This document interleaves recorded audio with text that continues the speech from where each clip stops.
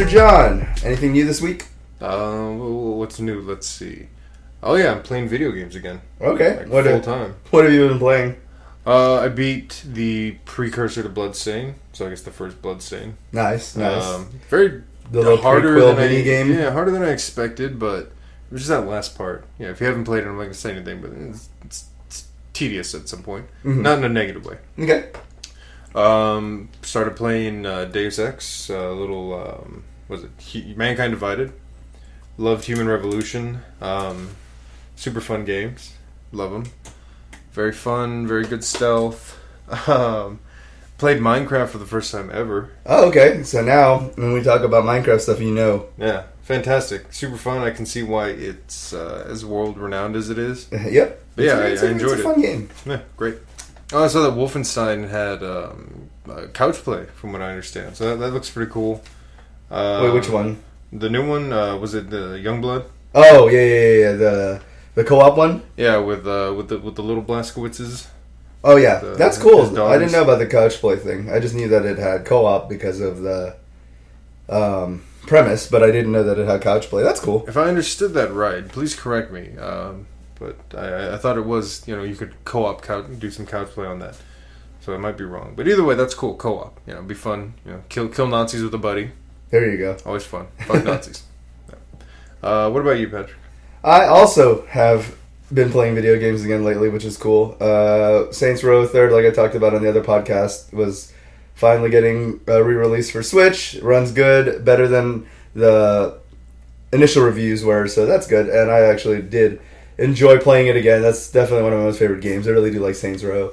I've always liked Saints Row more than GTA, primarily because of the fact that even though it started out as a GTA clone, it became its own thing very quickly, where GTA went for more hyper-realistic and serious, which is why I find it a little dull and boring a lot of the times, because the story writing's fine, but it's not as epic as I think they want it to be, considering how serious they take the story in all of the GTAs, especially 4 and 5 are very, obviously there's humor in it, but it's supposed to be such a deep, feely, it's supposed to be emotion-invoking storylines, and I'm just like, Yeah, 5. I don't really care that much. Bad for me, and exactly, where it's trying to be drama, which isn't bad. It succeeds, it's not. But I also didn't.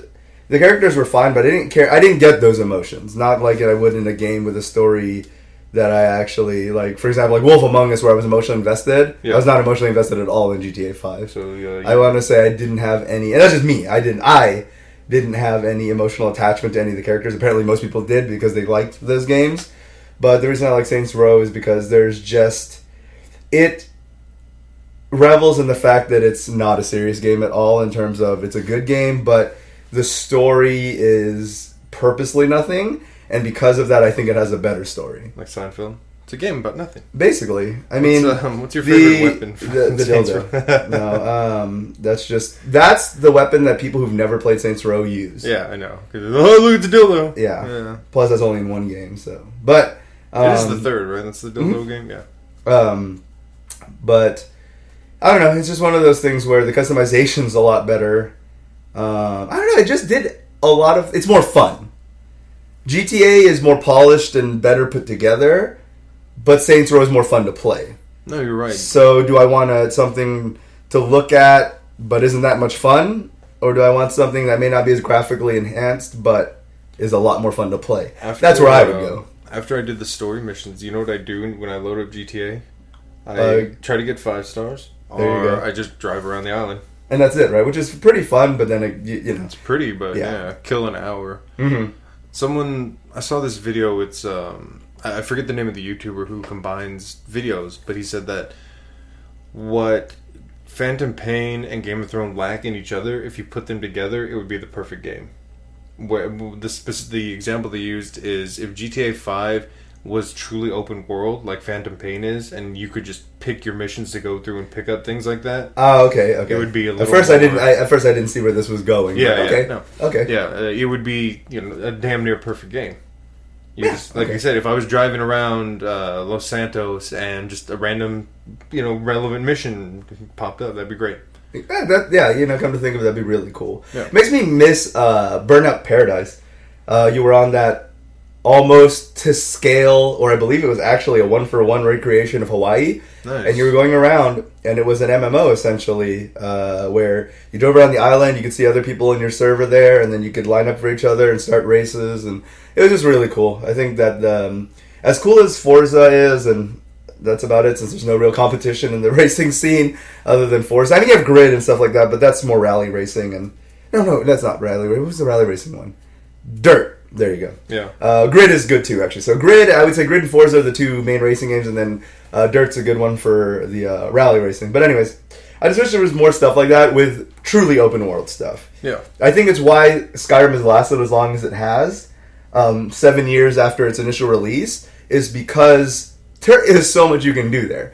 It's not procedurally generated like Minecraft, but with the moving NPCs and stuff, there's enough, and a few random events, there's enough stuff where everyone's experience is going to be different enough that it's a game that you really can play for years and still have stuff you didn't experience before happen. Oh, yeah, especially with mods. Buddy of mine played the campaign through with every race, every gender. Right. Complete. Which is cool. Yeah, and from what I understand, he had a pretty different playthrough. I mean, I don't know if I like the game that much, but he does the same. No, he fucking... Oh, God, he loves Skyrim so much. Let me put it this way. He's still playing Shadow of War. Ew. Yeah, that's pretty appropriate. That's what we'd say. Like, really? He was talking about that the other day. Okay, let me say why I say ew, though. Shadow of Mordor is probably one of the greatest games ever made. No, Shadow of War is not, because of all the microtransaction nonsense that's in it. And because they hide all the cool stuff that made the first one good, like the unique orcs and stuff, behind paywalls. Oh. So you can't actually experience that game fully without paying money. Also played more Shakedown Hawaii. That was really good. That one is... I don't know how to describe it. I guess it's a good fix for... Because that and GTA pretty much came out at the same time. Actually, they did came out on the same day. So you have your fully 3D GTA-like, and then you have your 16-bit GTA-like. So you can go either way on there. Also, spent a little bit of time playing A Plague Tale: Innocence, which was really cool. That game was fun, but because of my... So, you know how Outlast is a good game? Yeah. But I can't play it because I fucking can't, because I'm a scared baby? Yeah. That's why I can't play Plague. Because Plague Tale is... I don't like dirty shit, and I don't like rats. So I can't that's play all that it is. game. Okay. But I haven't played it. I've seen tons of rave reviews. It's a good game. Yeah, it's really good. Yeah. Jim Sterling went as far as to say that it's the best game of the year. So that's come out so far. So that's pretty good. But anyways, yeah, no, it's fun. It's got a decent story, and it's one of those things where it does what some games struggle to do, which is kind of pull on your moral heartstrings a bit, where you do have to progress. You do have to make some decisions that may not be entirely morally sound, but is for the betterment of the protagonist. Yeah. But you don't really have a choice per se, which is good because the game has a fixed narrative. Things are supposed to happen the way they are, so it's not, you're not supposed to carve your own narrative. You're just supposed to experience the narrative that's there. Okay, I gotcha. And because of that, these morally unjust things that you do have to do, it's a good kind of painful. Because it's not like the game forced you to do them. You're not supposed to be this character. I'm sorry, I'm hopping around because I'm struggling at the bit. I don't want to mischaracterize the game. No, I get it. You're it's almost like a third-person perspective for exactly. you, which it is. Exactly. You're experiencing this girl and her brother's journey. Yeah. It's not your journey. The game doesn't give a fuck what you think. The game doesn't care if you want to sacrifice that guard or if you want to sacrifice that animal or whatever that you have to do at certain times, because whether or not you want to, you have to. So it's but it doesn't care about what you think about it. You know what I mean? The game's very good about she suffers through some of those decisions because she suffers through it. Yeah. The game could care less whether you're not disturbed by it or whether but it is a good job of portraying it. No, it's like watching really a well-done horror movie. Exactly. That's a good way to put it. Yeah, so the game does have a few action elements to it, though. So it's kind of like mostly puzzle, but also a little bit of stealth and a little bit of action if you do get caught. Is there combat? Because there are... she's not very good at it, but I suppose there is some... There's more combat than Outlast, but not by much. More like I have stick and... Yeah, we're in Outlast where you can't fight at all. Yeah. This one at least has like a little push, basically. Okay. But, yeah. So anyways, but it's cool, though. So you have the rats, which are a lot of the puzzle elements, is getting the rats to move in a way to get through the area. But then there's also, like, guards and village... and towns, I almost said village people. And townspeople. No one knows who that is. I know, Jesus, I'm old. Townspeople who... It's the plague. Let's put it this way. Mass hysteria. Is this set in a Earth? France. Okay, so this is actually... It's all actual French voice actors, actual about the time in France during the plague. Okay, cool. It's historical. It's a fictional story... in a historical time period. Like an alternate history kind of thing. Assassin's Creed, essentially. Yeah. So, yeah. Okay. So, yeah, I know, but good stuff, though. I'm sorry if I seem irritable, everybody, it's because I have a really bad headache from caffeine deficiency, and now I'm trying to get caffeine in me. So if I sound... Oh, no, I got Would you like some of my G Fuel? G Fuel. The true energy drink. Available at your local GNC or vitamin shop retailer. Anyways. Is it really a GNC? I thought I was going through the website. Can you get G Fuel at GNC? Yeah, it's a GNC. That's where I used to get it from. Really? Yeah, when I first... who was it? Melanie Mack first got me into that shit fucking a few years ago. Yeah. It's good stuff. I just stopped getting it because it's really expensive to maintain, you know. I know. You know what? I say that and I buy Bang energy drinks, so never mind. My point's irrelevant. I just stopped getting it because I'm too lazy to go to GNC, but I should just get it from online. That's what I do. That's what I was saying. If I can go to GNC, see, I don't want to drive. I'm just gonna No, fuck it. Just order it, man. I do order it. I do. That's what I do. I just ordered my next batch. Thanks, also brought to us by Amazon. Amazon, now featuring next day or same day shipping on orders over $35 or more, depending on your market. Check Amazon.com for... No, I don't know what I'm doing. I'm doing all this free sponsorship for no reason. Please sponsor us, and Amazon. No, that would actually be dope. But anyways, going back to Jesus Christ. Click that subscribe button, guys. What is this happening? This is like 15 minutes of nothing. Okay, so let's get back to it. So we're doing a weekly recap. So those are the three games. To be fair, when movie, all the other bullshit ones have still been much longer than this. Yeah. So, but anyways. So that was actually already segueing into the news because Plague Tale was on there. It's out. Everybody check it out. It's really good. It's one of those things where I'm caught in this weird conundrum because ever since, I would say, this current gen, I would say launch. So that was, 2013? Correct. I've always just been more on the indie side of things for two reasons. I still buy a lot of the AAA titles, so I'm still wasting tons of money on them. But I don't play them as much as I do my indie games because of two reasons. I still get almost as much game out of my indie titles for $15 or $20 a pop. Mm-hmm. A $60 price tag for me now seems so expensive. So when I bought Saints Row for $40, and when I bought or $43 or whatever I spent on it because it was on sale, and then a Plague Tale was like $49. Those seem so expensive because over the last month actually, let's just keep it in the smaller perspective for ease of digestion, I got for the price of those two, so I spent about $100 between those two, right? With tax, yeah. So you're talking about Katana Zero, Shakedown Hawaii, Undertale. I'm just trying to think of all the indie ones I bought recently. Anyways, my point is going to end up being about 6 to 8 indie games for those two. Yeah. And then between those 8 games, let's just say 8 for ease of math, those are probably as much gameplay, if not more.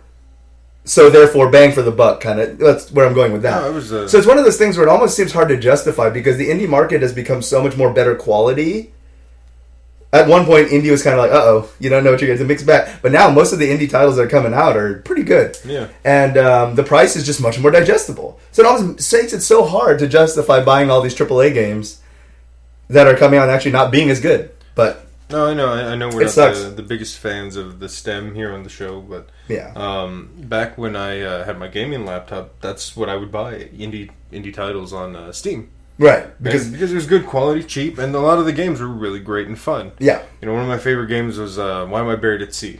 Oh, that's a good one. Yeah, it's fantastic, right? Good pull. That's why I'm excited for that one we reviewed last time. The sister, the one with the sister. Oh yeah. Yeah, that one looks cool. Same kind of visual design. Concept seems similar, but so yeah, looks fun. All we were going from there is check out A Plague Tale. It's $49, whatever that means to you. Yeah. If that's chump change, fuck all, that's fine. But again, if you're in the place where I am, where it's almost hard to justify that now because there are so many amazing games for $15 to $20. But the studio deserves it, though. I forgot the name of the studio. They have a very hard name to say, or it's not the most common name to say, but they did a fantastic job working on it. It was published by Focus, which Focus has been on fire with publishing games lately. So good job, guys. Good job. If anything, Redbox, that's a rental in there. There you go. Yeah, check it. Redbox or Gamefly. There you go. There you go.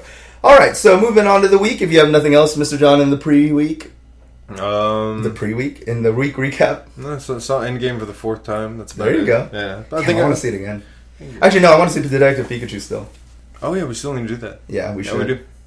All right, so going into the news, partially started with Plague. And speaking of video game news, the first thing that popped up is a brand new Vampire Masquerade RPG is apparently in the works, which is crazy because Bloodline 2, the sequel to the first one, which came out ages ago, isn't even out yet. Yeah. But apparently another company, I forgot the name of it, but whoever's working on it is apparently working on a separate one from that. So we'll see. Interesting. Vampire Masquerade, really, it was a fun game. Very obscure. A lot of people didn't play it. But it was good and unique. But it's just so odd that they're just going all in on this franchise that hasn't had a sequel in ages. Yeah. It's weird. But hey, hopefully they're good. It was reported by RPG sites, so to give them credit for that. That's the ones who did the sleuthin'. Always a popular motif. Yeah. It was a tabletop first or a tabletop spawned from it? I don't remember. I just remember Jim Sterling mentioned he had never played any of the Vampire Masquerade games, or if he did, I forgot if he did or not, but I believe he said that regardless, his first introduction to it was a tabletop. So okay. I don't know what's first, though. Cool. But, yeah, we'll see. Rumor has it that's going to be episodic, which, given the game industry's love of releasing stuff like that, which we'll talk about later, there's pluses and minuses to that. Yeah, I was going to say. Jim Sterling had a really... I'm sorry, I'm going to be referencing Jim Sterling a lot this week, primarily because he did make a lot of good points lately that's related to this new news as well. Mm-hmm. So just want to give credit when credit's due. So. Of course. But he did make some good points on stuff like that, but we'll talk about that later. But anyways, Gamescom in August. Apparently we're going to hear more about this other Vampire Masquerade game, and we'll see from there. Nice. So there's that. Of course, one of the big topics this past week that was very interesting is there's going to be a new Splinter Cell for the first time in 6 years. JK. Or Psych. Or is it JK? Ooh. So here's basically what happened. That's a very Splinter Cell of them. Yeah, right. So, Julian Gerdy, probably. I'm sorry if I butchered your name, Mr. Sir. Anyways, one of the main directors at Ubisoft. Yeah. And led the Splinter Cell team for a lot of them, if not all of them. Made the announcement on Twitter. Straight up said, guys, I'm working on a new Splinter Cell game. Changed his the banner on his I'm sorry, not the banner, his profile pic and everything. The three dots. Yep. Yeah, nice. Fucking went all on and said, guys, Splinter Cell in the pipeline. I'm fucking working on it. I'm back in the saddle. We're doing this Splinter Cell shit again. We're bringing it back from the dead. From 6 years ago, a new Splinter Cell game. Damn. Shortly after, Ubisoft, of course, said he was joking. LOL. Big jokes. Not a real thing. You guys, and this is basically how the paraphrasing the quote. Yeah. You guys know Julian. That guy. Julian loves doing this. What a This kidder. is classic Julian. There is no Splinter Cell. Who? What? What the fuck is a Splinter Cell? Who's Sam Fisher? Anyways, guys, Julian, that Julian guy. You guys know Julian, man. Come on, Julian's always like this. I forgot which journalist said it. I like what the critics said, though, in Polygon? Sorry, that one I forgot the source, but one of the articles I read on was funny, though, because the guy was just like, I have no idea what Julian likes. So, like, what the fuck, kind of like, who? The way Ubisoft just did it, all faux buddy pal, classic Come Julian. On. But, yeah. What a huckster. So, basically, Ubisoft just came out all of a sudden a little too overly defensive and said, nope, yeah. nope, no, Splinter Cell, please. No, so here's the weird thing, is Julian's probably right. He probably is working on. Oh, by the way, and he also had to change his picture back to the Division 2, which was his prior. It all of a sudden became that again after a while. Here's the funny thing: is that Julian did. I don't know if they made him do it like this, or if he did it like this, where it's an old man tweet thing, where he basically said, "Please ignore the tweet I made," but didn't delete the original tweet. Like, how do you delete tweet on Twitter? So he basically said, please disregard that tweet I made, but didn't delete the original tweet for like a day or two, and then now it's gone. Screen caps everywhere, but, of course, yeah. Yeah. Ubi would have been better off just tweeting at him like, yo, shut the fuck up. So here is why everyone thinks that Ubisoft is just pulling a meme. Either Julian got overly excited and then blew his load and just let everyone know that he's going to be making a Splinter Cell game, which everyone got really hyped about. Splinter Cell is one of the beloved series. It is still for me, the best looking end of a console cycle ever. Chaos Theory on original Xbox looked better than the first 3 years of the 360's lifespan. It is one of the best looking games to date. Chaos Theory now for OG Xbox still is one of the best looking games ever. Yeah. It's a phenomenal, still my favorite one, and it's incredible. But anyways, getting back to the point, he probably just blew his load early, or Ubisoft didn't tell him not to mention this. Yeah. So he took the liberty to be like, yo, what's up? He's excited. Yeah. And here's the thing, E3's in 2 months. They better announce it. I mean, exactly. Well, that's the thing. Yeah. Ubi's like, no, a surprise. Oh, yeah.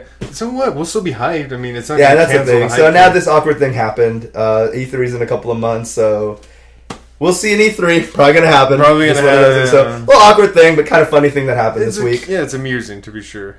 John Wick is now in Fortnite, which caused a few interesting things. Of course, tie-in event. Epic getting that dollars with the Fortnite collabs. Two Avengers ones, one for Infinity War, one for Endgame, and then now this John Wick one. The funny thing is that it caused is that there's already a skin in Fortnite called the Reaper skin. Mm-hmm. That was the John Wick skin already.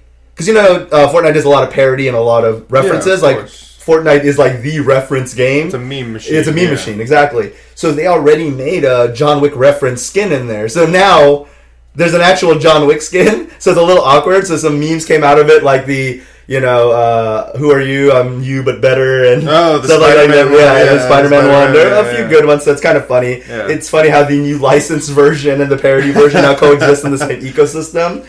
But if you do like John Wick and you like Fortnite, there's that to check out. New skins, new weapons, including his cool sledgehammer. The event itself, apparently people are having a hard time describing it, but people did say that if you are enjoying your Fortnites, it is a cool event, though. Apparently it's a lot of fun, so go check that out.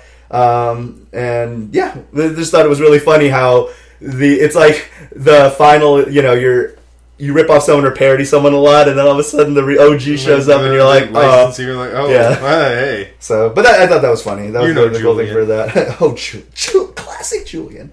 Also this week, which I will admit I did not pick up just because there's so much on my plate. I've had the Switch for about over a month now, and I have 30 games on it already. Whoops. And I've only played maybe 9 of them.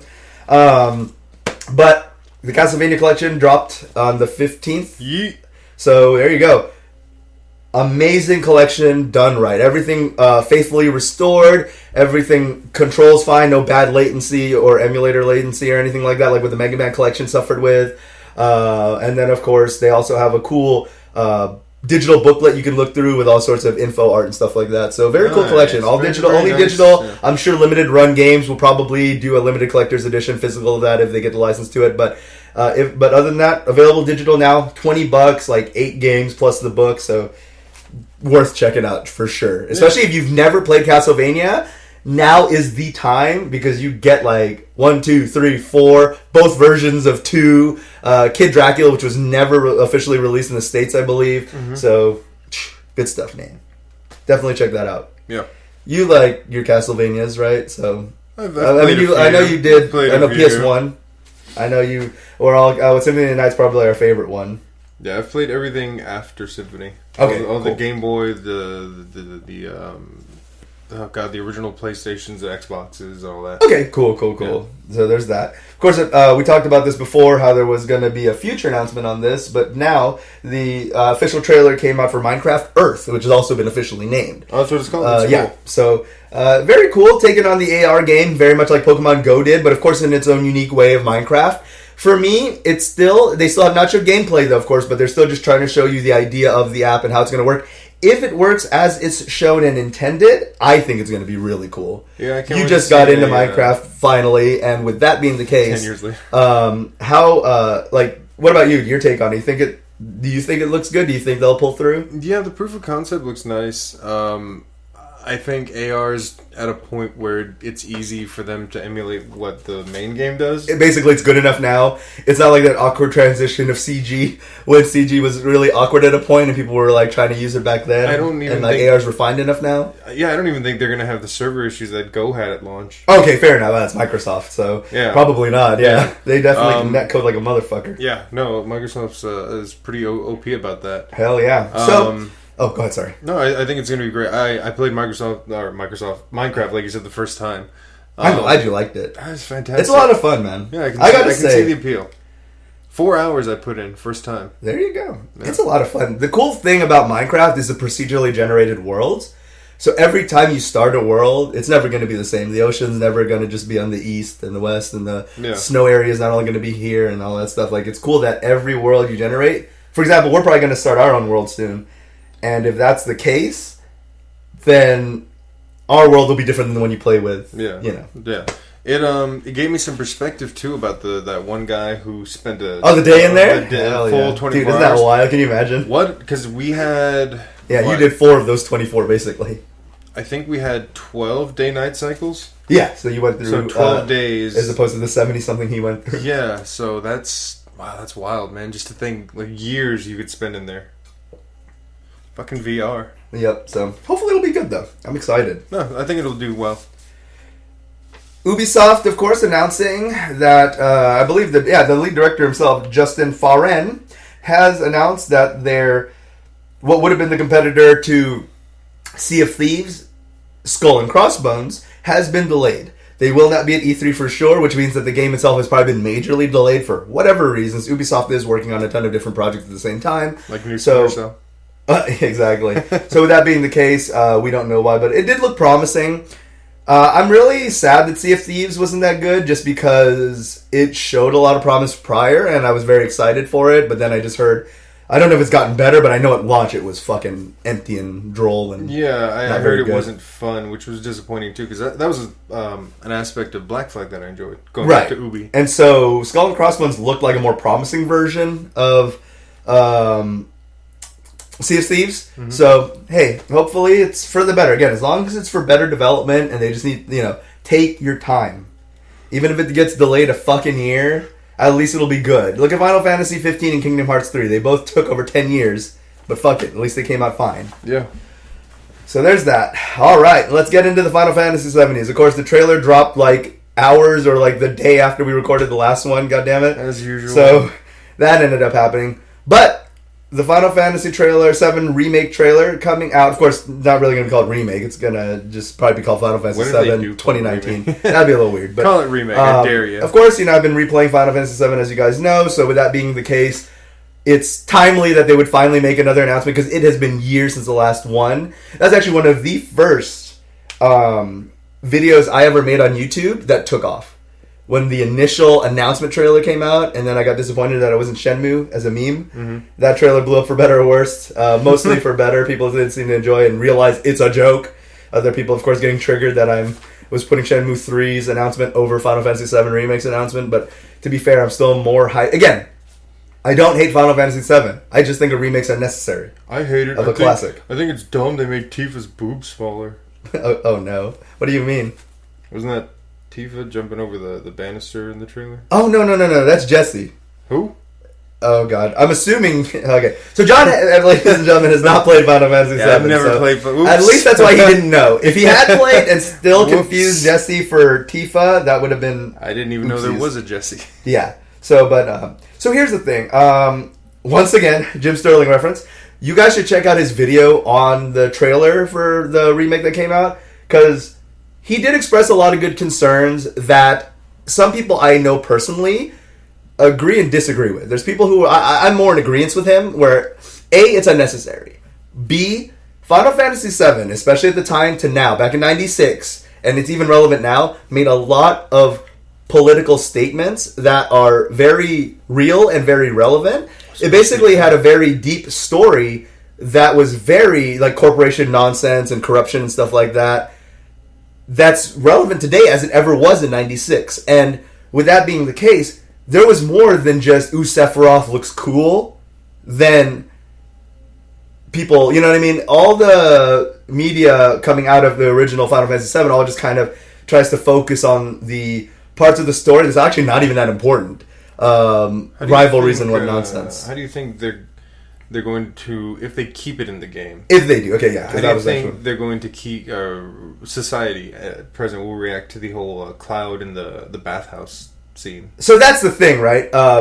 Both Castle Super Beast and Jimquisition both had good points on this one. Wrapping up my thoughts first, just to keep it organized, I'm going to come back to that, because that actually is a thing. Okay. First, the biggest fear is that they're going to cut out all the political stuff and just dumb it down to action bang bangs and slash, which is a problem, because the game itself it gets a bit convoluted towards the end, but the idea of we're killing the planet, corporation, corruption, stuff like that, being very... It was basically calling out a lot of the, Enron type business nonsense out there back then in a video game. It was one of the first times as a kid I remember seeing that type of strong, quote unquote, real message in a game. Yeah, that's how I felt about Watchmen. Like, Snyder's Watchmen completely removes that kind of, not the same topic, but that element from exactly right. It stripped it down to the bare nonsense of superheroes punch just each the cool other. Exactly. Yeah. It just took the cool stuff and eliminated what made the game special. That's why more doesn't. With that being the case, Pat made a really good point where, as much as we'd love to hope that everything will be kept in there, because of, and graphically it looks phenomenal, of course, as Square Enix always does, top-notch visuals. Yep. But because of that, they're probably going to have to cut down a lot of the stuff. Because of that, I think stuff like the bathhouse, I think stuff like Don Cornea's mansion is going to be cut out. And Pat made a really good point, a lot of people forget to overlook, is the part where Red 13 is basically going to fuck Aerith in the chamber. How are you going to translate that? That was easy for them to do in Pixel Land, where it's just implied by text. But how are you going to physically explain this, like, tiger getting ready to mount her in a hyper-realistic looking... Pulp Fiction. Basically. The rape scene. Just have the door closed as you're... see, but I just don't think that'll go down well. No, so again, stuff like that, cut out, Look at Sansa in Game of Thrones. There's a lot of stuff, exactly. There's a lot of stuff in there, including the part where Tifa calls Barrett a retard, that is going to be cut for sure out of this version. Speaking of Snyder, I was watching his Dawn of the Dead, and there's a part where the guy wants to get a soy something, right? A soy boy. And the guy calls him the F word, and I'm like, wow, you really can't say that anymore. Not even as a tropey bad guy character. Exactly. So with that being said, basically bringing it back home and wrapping it all up on that is, we're really afraid. We, as in me and Jim. I don't know. You guys, everyone can form their own thing, but. Yeah. The party of us that, they have the other party who's just like, who gives a fuck, man? Final Fantasy VII. And it's fine. If you didn't think about the message that Final Fantasy VII had, and you really do just, Sephiroth look cool walking through fire, fine. That's fine. Then you like to watch maybe stuff like Expendables and think that has a deep story. That's fine. But the thing is, for those of us who did enjoy the deeper parts of the narrative, it's a shame to know that it probably will be shaved off, just because of the fact that it's going to be... let me put it this way, Square. If you can pull off doing the entire game of that graphical capacity, kudos to you, because that would be amazing. Playing through Midgar, being able to go into each of the little shops, doing the little exercise part with the implied... Honeybee Inn with the implied gay buff dudes, where there's a scene where Cloud is on the ground and blacks out, and then all of a sudden it comes back, fades in, and it goes, "That was great, huh?" and all this weird stuff. Is that a rape scene? Is that implied? For those listening to this, I'm putting my hands up in the air and not saying anything. What is this game? Holy shit. Final Fantasy VII really did push the envelope a lot of stuff in 96. So with that being the case, we'll see where it goes of what they keep in and what they take out. Yeah. Pat made another good point where Pat was like, it would be really cool to see stuff a little more detailed too. Kind of like how with the scene where Cloud cross-dresses in Final Fantasy VII, to see Aerith and Tifa maybe putting on the makeup, a little more detailed elements of those type of scenes where it was a little more vague because of the graphical limitations at the time, and see it more fleshed out because of the graphical thing. If they can do that, that'd be amazing. Here's why they should do it. From what Laura Kate from Kotaku was saying, to the understanding, I never saw this in an actual report, but she has a lot more insiders. She may have been speaking speculation-wise, but as far as the way she said it very confidently, so again, she may have just been saying speculative, so no one blame her if this is wrong, because I personally have not seen any official reports on this. Apparently, each of the 3 parts, it is going to be broken into 3 parts. That part's pretty much confirmed. But of the 3 parts, it's apparently $60 a pop. Wow. So because of that, with episode 1, it's just going to take in Midgar. Midgar, speaking to people like John, and I don't mean that in a derogatory way, that haven't played Final Fantasy VII. What is that? Midgar is essentially, what's the first section of Halo? I guess like before you go into the library, I guess. Okay, so imagine that part. Of course, it being an RPG, fleshed out a bit more instead of just a linear hallway. But just imagine that, and that's just the part 1. So, anyways, so because of the price tag and because of how small of a chunk it be, if Midgard really is the first part. For $60, it should be this fleshed out experience that we're all asking for. Isn't it like a 20-hour game or something like that, or more? Wait, Final Fantasy VII? Yeah, the original? Because it's 4 discs. It's right? about 60 to 80 hours, depending on how the side quests. 20 hours a disc. I mean that, or what? At the time, a disc in this time, like. So with that being the case, it should be if you're going to charge people $60 a pop. Let's put it this way. Final Fantasy 15 in all its glorious content and post-release DLC, for the season pass plus that, the game itself was about $90 for a shitload of content. For a game that's going to end up costing $180 said and done, basically, this better goddamn be a really fleshed out game. So if the price tag really is $60 per episode, it really should be... they can take their time releasing it. So, you should take your time doing this, and if you can deliver that to us, for Final Fantasy VII fans, $180 would be totally worth it to experience that whole thing in today's type of graphics. Now, of course, the one thing that will not be sated is they did move to the action RPG style combat of Final Fantasy 15 and Kingdom Hearts 3, or Kingdom Hearts series in general. So you're not having the turn-based anymore. Oh. So for those who enjoyed Final Fantasy VII's type of combat for that, sorry. For me, I like both. Yeah. I'll admit, I'm a little impatient sometimes, so the turn-based combat's a little, agonizing, making me scratch my chest because it's taking too goddamn long, back and forth, heal, back and forth, heal, or this is a little more exciting looking and all that stuff. I like both. I like 15, and I like the classic Final Fantasies. Whatever. I like turn-based and Pokemon. That's about it. There you go. So with that being the case, we'll see on there. Now, here's the other thing, and this is where it's very split. You have people who aren't a fan of it, and I can understand why. And then you have people like me, Pat, and Wooly, who are like, why not? And what that is Barrett's voice. So... ever since Barrett's voice in the original Final Fantasy, because of the way... are you looking at me like that because you don't know who Barrett is? I have no idea what you're talking about. Barrett is the big black dude, Mr. T with a machine gun hand. Okay. So in Final Fantasy VII, he's one of the main characters. Big black dude, looks like Mr. T with a machine gun hand. So with that being the case, the way the dialogue text at the time looked, you expected him to talk blaxploitation. He did. Oh, the way it looked in the thing, the apostrophes, the slangish English, and all that stuff. Sucko with an A, something like that. So with that being the case, blaxploitation. It's basically a blaxploitation character. Yeah. For all intents and purposes, that's what he was. Of course, in this remake, his voice in the trailer, he talks like Robert Downey Jr. in Tropic Thunder. He does. And that's just what it is. And again, this is why the parties are split. There's those of us who are like, I get it, I get the yikes, I see why people are gritting their teeth a bit.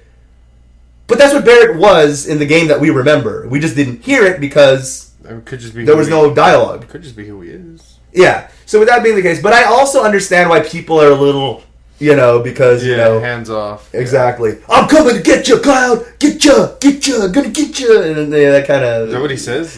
Something like that. He says a few lines that are very... I gotta admit, they're a little hammed up. Yeah, okay. Little hammy. But with that being the case, again, that was how he was in the original, so a remake... Again, you don't have to like it. I understand those of you who are like, but fuck you. You don't have to like it, but guys, this is how he was in the original. You guys just don't remember because you haven't played in 25 years, or you just don't remember it because you just never played it, right? I don't know who that was. Yeah. But Barrett was a blaxploitation character, love him or not, in the original game, so they're just trying to portray him the way his lines and everything were in the original. It's just there's a voice now, so now people are complaining because you can hear it now. This begs a lot. I think it goes a little deep. I think back then nobody cared. Like, it wasn't an issue. Right, we are in a lot more politically sensitive time. Yeah, but this... Of course, people disagree with me when I say stuff like that, and they go, no, it's not. It's just people are woke now, and... I don't know. Term, that itself... But regardless of whether or not people have just been politically insensitive for too long, or whether or not it's just... Whatever the case may be, I get why people don't think it's okay. Yeah. But I also see why other people... That's how he sounded before. No one bitched in the last 25 years. Now that we heard him in this trailer, everyone's up in arms, for the first time since 96, everyone's up in arms because we actually heard him sound like the way we know he sounds. Even when I would read it out loud back when I was a little baby playing Final Fantasy VII, that's how I read it, because that's how we talk. That's how you hear that. We go and get Shinra. It doesn't say it any other way on there. It's we GON get Shinra. Like G-E-T or G-I-T? G-I-T, everything. It is G-I-T. The whole thing. Great, the whole shebang. It's just, that's how we always sounded.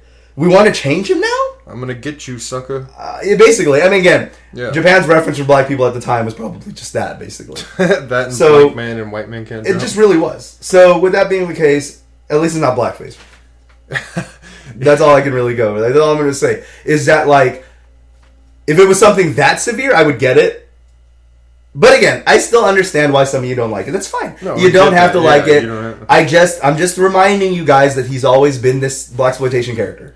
People just for some reason either literally forgot or didn't realize it and were just so blind to it growing up and playing that game. You just don't, This just because you couldn't hear it. I am completely ignorant to FF7 outside of just what you're hearing now, basically. Yeah, exactly. Like, I didn't know it was such a nuanced game. I didn't know it had this eco-friendly message. Or, there was so much non-consensual activity. Yes, and there's a lot of implications, as Dennis would call it. I want to play this game now. Like, I really want you to. Like, I would love to see you play through this game, honestly. Yeah. I have it on so many platforms, too. We could. Is it on the Xbox? Yeah. They actually have... Yeah, it came out on Xbox and Switch recently. When I've been playing the re-release, the port for Switch, it came out on Xbox on the same day. Please grab it. It's like $15. I'm gonna go grab it, It's $15 for a classic game. I think you'll love it. I'm very excited to hear... Because I'll be playing through it, too, and I want to hear it. Because now I get it, yeah. It'll be a 25-year-old hot take. Because my friend always told me that it was like 9 had an existential theme. There's always been a subtle adult narrative to them. Yeah, 9 took in a very interesting way. That's the thing. 7, 8, and 9 were all so goddamn different from each other. I loved them each for those reasons. So I always want to play 9, but now I want to play 7. Because I took it with a grain of salt. Like, I see the type of... I think you'll really appreciate and understand why it's held on this pedestal. Okay. That's another thing I wanted to say. If they choose not to... What if they pull the Sonic... What if they pull the Sonic thing and then they redo Barrett's voice? Is that what you're going to say or no? Along that line. Along those lines, okay, go ahead. There's a safe bet with them not fully fleshing out the story the way it originally was. Okay. And also releasing... For mass appeal? Well, that's the thing. That my familiarity with FF7 is the wide fan base. And I've seen the type of people that like, it's your casual anime fan. FF7 is the greatest Final Fantasy. I'm like, right. Okay, well, why? Oh, because Sephiroth and Cloud are cool. I'm like, all right. Yeah, exactly. Cool. Which is the most disconnected reason to love 7. Yeah, and I'm like, all right, that's cool. I guess That's literally called missing the point. See, I thought it was like just a typical like JRPG kind of. And that's the problem. Is even the post Final Fantasy VII related media, Advent Children, the spin-off games, everything else makes it seem like Cloud and Sephiroth are the main point of that game. But it's not. Like, Cloud he steals like Zack's identity, right? You'll see in that. I don't want to spoil that now. Because I'm going to play now. Don't spoil it, yeah, because I really want to give this one a shot. I can't wait. I'm excited. I'm a little You're like, fuck this podcast. Let's play right now. All right, let's go play.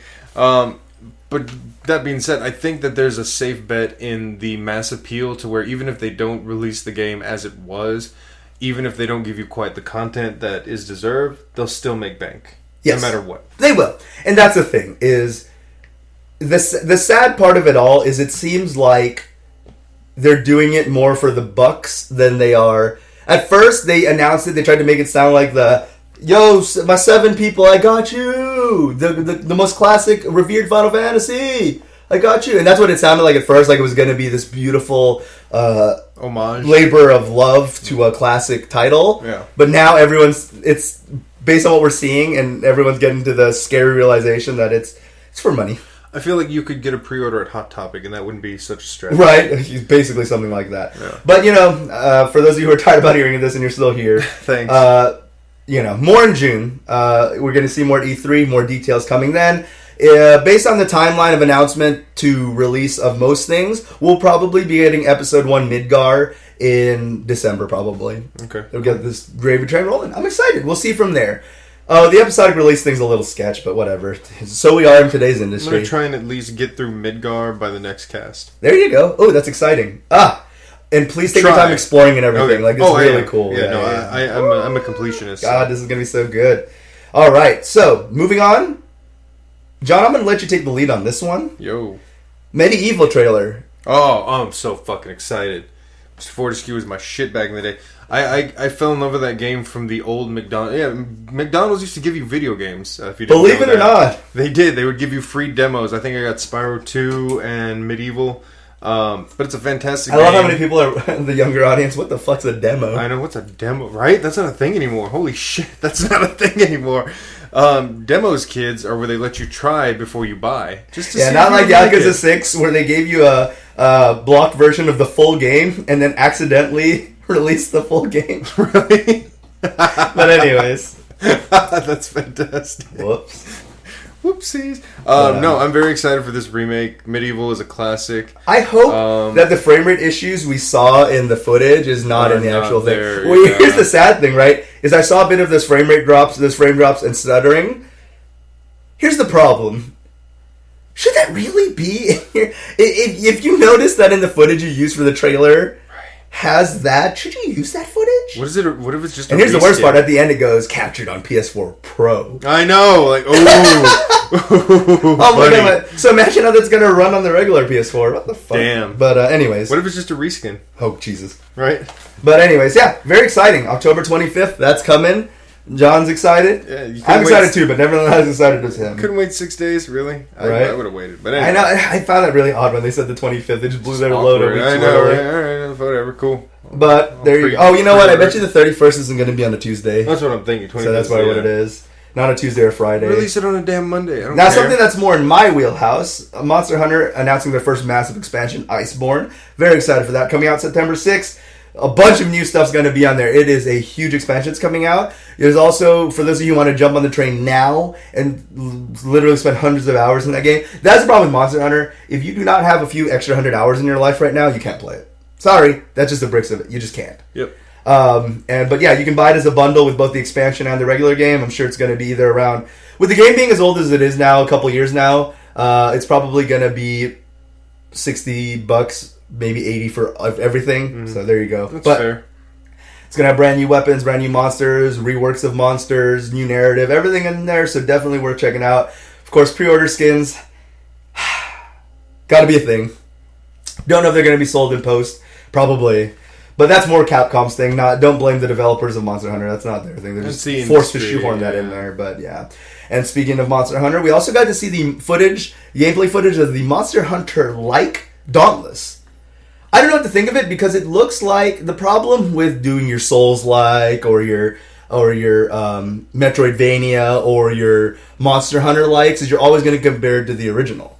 In fact, when I saw that, I thought we were watching like a toon version. Like, it almost looks like because it's very rough looking because it's very early.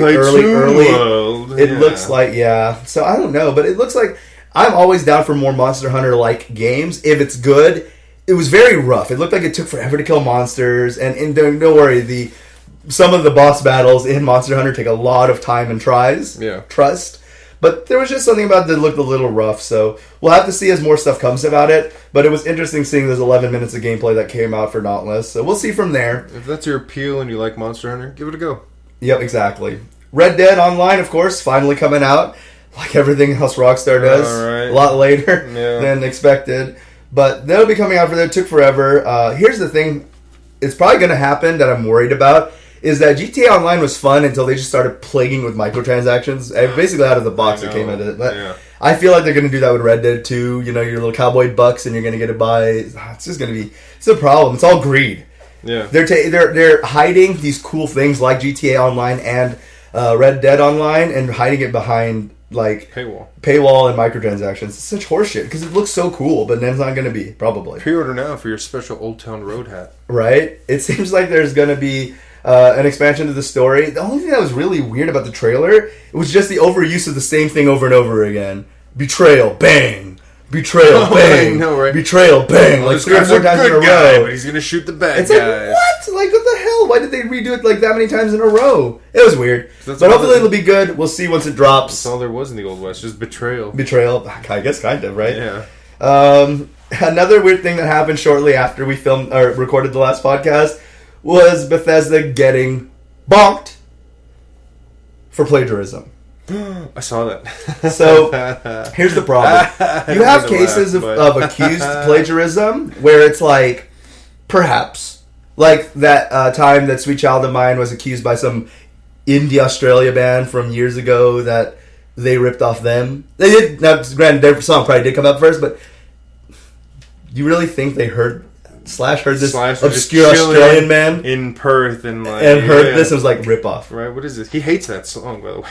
He hates the melody. Yeah, he hates the melody, yeah. He doesn't hate the song. But, I mean, he probably does too, because he hates Axl Rose. Yeah. But, anyways, but this is one of those there's no question. It was ripped off. Yeah. So basically, Elder Scrolls Elsewhere tabletop game came out, and the campaign is a cut and paste verbatim copy of D&D's Blackwood campaign that Wizards of the Coast published a while back. Jim Sterling did a great expose piece on this, but it is to the point where they just did Control F and changed names and stuff like that. They didn't even change quantities or anything. In fact, there's one NPC who's exactly the same. All they changed, the name was the same. Yeah. All they changed was in the D&D one, she's a priestess. In the Elder Scrolls one, she's a priest. Dog, you going up against wizards. Like, wizards... The wagons even had the same routes. 2 times a day, the wagon crosses by this area on Bethesda's version. 2 times a day, the descriptions of the areas and campaigns were exactly the same. There's one paragraph where the only things to change was to fit Elder Scrolls lore of Elsewhere and something else. But that's it. For shame. It's that blatant. Now, of course, Bethesda claims, of course, they don't know how this happened. So, someone pulling an old 8chan meme in there. But someone's ass is it's just insane when a AAA industry... It's not like when Gene Simmons' son was just tracing over Bleach manga panels and selling it as his own original comic. Because who the fuck is Gene Simmons' son? I don't know. But we're talking about Bethesda. Whose son? Exactly. So, with that being the case, it's just insane that happened. Like, I think this was how, dude. Bethesda's like, let's make a tabletop, but let's not put any effort into it. But we want money. Yeah, but we want your money. So yeah. Microsoft and Sony announcing a partnership. Oh yeah. They're gonna, but of course, no one knows what the fuck it actually is. Yeah. Their quote of what it was is a new cloud-based solution for gaming experiences, aka we're fixing Sony's shitty netcoding and servers. So that's probably what's going to happen. They're probably going to be helping them out with better netcoding and online play, and so they're probably. But I think that this is probably not going to kick in until the PS5. Yeah, that's probably going to be the case because I don't know. It's a little too at the end of PS4. It's almost the 6th dead year for PS4 that, like, there's not really any point in trying to fix the PS4 now. So we'll see. They didn't really say. They said it was going to run on Microsoft Azure's platform, whatever the fuck that means. It probably has something to do with game streaming as well. A lot of people are thinking with the announcement of Stadia, however many people want to say it, is that like Microsoft and Sony might be trying to strike back with this type of thing. Maybe it'll be a streaming platform that'll be out on both Xbox and PlayStation. Who knows? Of course, another indie, but an indie game going Epic Game Store exclusive, The Outer Wilds. Not The Outer Worlds, which is already a Epic exclusive, but this game called Outer Wilds. Now, where the controversy comes here is, this is also the final topic of the day. So, do give us your feedbacks on that. We're going to tie in the Microsoft thing and this at the end and do an open-ended question. But for now, just to know, this is going to be the final story. It's a double whammy that we're going to slam together as an Epic Games is going to be the final main topic. So, but Outer Wilds was a Kickstarted game, so crowdfunded. But the thing is, when the crowdfunding started, of course, this was 4 years ago, so it's not like they could have foreseen this because Epic Games store wasn't even a thing at the time. But they basically, 4 years in development, now announcing that it's going to be a timed Epic exclusive. Of course, naturally, people are getting a little annoyed by this, and to be fair, with good reason, because when they crowdfunded this game, it was promised to be on Xbox One and PC, but they didn't say it was going to be exclusive to a certain platform or a certain DRM, which is going to be through Epic or store. So it's going to be Epic Games exclusive, which is fucked up because they didn't tell them that, which they couldn't have at the time. But you can't pull the rug under 4 years later either. Sure you can. This is America. So with that being the case, it's a shame. The game does look fun, though. It's basically a steampunk, kind of Rust-like a survival game, kind of like Minecraft or anything like that. Mm-hmm. So you have stuff like it looks interesting at least. So that's the thing that. It's a shame that this is happening to a game that does look promising. So we'll see if it does affect the game's success in any way, shape, or form. But I don't know. The problem is, it being an indie thing, they kind of can play through the qualms of, they said that, this will help the better quality, aka more money in their pockets to help with development and any costs associated with that. But the thing is this for more money for quality, or is it just sheer greed? That we don't know for sure because they are a small studio. And we don't know what they're delivering now or what they could deliver now. So. Because, and this is where Jim Sterling made a really good point, is if it is because they need this money to improve the game's quality of life, what if the Epic Games Store never came? Because they didn't know this 4 years ago. Yeah. So what? They would have been fucking got lucky that they're going to have the bank now? We don't know that. So it starts to lean towards maybe it was just for the extra bucks or they weren't managing the money properly. We'll see. Yeah. Epic Games pulling another meme on people. So they're having their first sale. Everyone knows about the notorious Steam sales where everything goes on sale and people buy a bunch of games they don't end up actually playing. Yeah. So Epic Games is, of course, doing their own version of that. Their very first sale of stuff that's up to 75% off of the games that are out right now. Jesus, good job. Which is pretty good. I mean, Steam does similar sales, and with that being the case, they're also running a double whammy where you get $10 off any purchase $14.99 or more. Which, good old Randy Pitchford's already using that as a reason for people to buy Borderlands 3 now. Pre-order. Because, Randy Pitchford wouldn't lie about anything. Well, how long is the sale going to go? I forgot how long it's going, but the problem that they're already running into is that several developers are already pulling out of the sale. One is Vampire the Masquerade Bloodlines 2 and Oxygen, not included, have both some of the first developers to pull out of the sale, and here's why. They were never asked.